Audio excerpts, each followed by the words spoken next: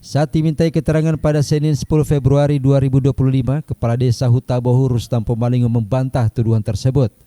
Menurutnya sesuai dengan kesepakatan jika yang bersangkutan tidak lulus, maka uang akan dikembalikan sesuai dengan perjanjian dengan orang tua NH.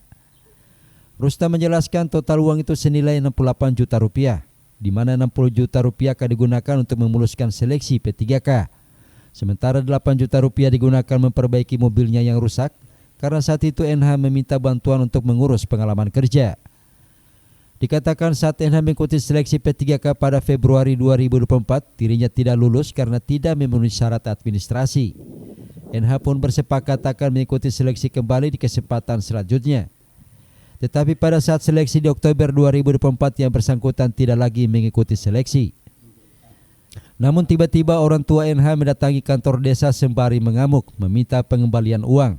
Namun karena pada saat itu Rustam belum bisa memenuhi permintaan mereka, sehingga baru belakangan ini ia memberikan jaminan mobil kepada orang tua NH. Namun mereka tidak merespon hal itu. Nominal yang disepakati itu 60 juta.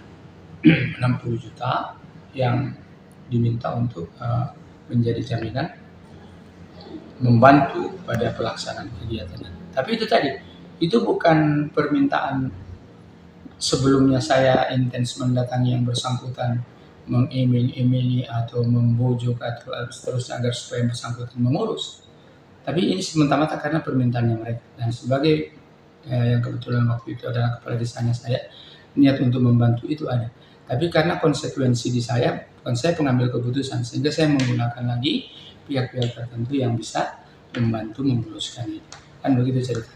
Nah, setelah kesepakatan itu, niat baik pertama saya tunjukkan sama mereka dengan menyampaikan bahwa persiapkan persyaratan administrasi dan kemampuan kecerdasan yang mengurus ini.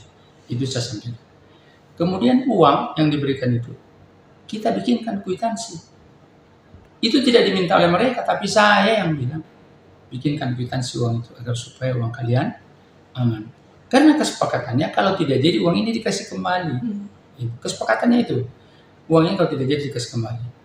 Nah, setelah proses jalan, saya ini dimintai lagi satu bantuan untuk bagaimana memfasilitasi agar yang bersangkutan bisa dapat surat keterangan pengabdian.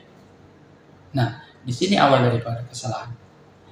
Yang bersangkutan ternyata mengurus melamar ini tanpa memahami apa yang menjadi persyaratan dan apa sasarannya melamar di situ. Itu dia tidak paham. Buktinya apa? Dia melamar di Kementerian Informatika dan Komunikasi. Dia sarjana S2 Komunikasi. Kok minta pengalaman kerja pertanian? Dia minta surat keterangan pengabdian pertanian. Sehingga di dalam persyaratan administrasi itu langsung PMS. Tidak bisa. Hari pertama orang datang itu bukan mau bicarakan bagaimana cara mengkasih pulang uang, tapi mengamuk. Marah-marah di sini sampai geber-geber meja, sampai meja pica-picain. So ngamuk.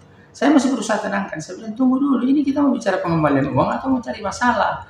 Saya bilang begitu. Nah, maunya, orang itu tanya, bagaimana terus maunya itu ya?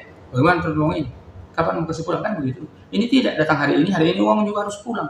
Bagaimana caranya? Saya batu-batunya orang, uang sejumlah itu tidak. Tapi niat mau kasih pulang ada.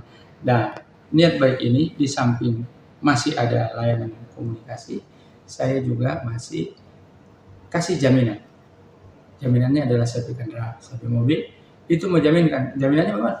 Selama ini uang belum kembali, maka ini kendaraan saya akan suruh mereka pegang, ya kan? Tapi status jaminan.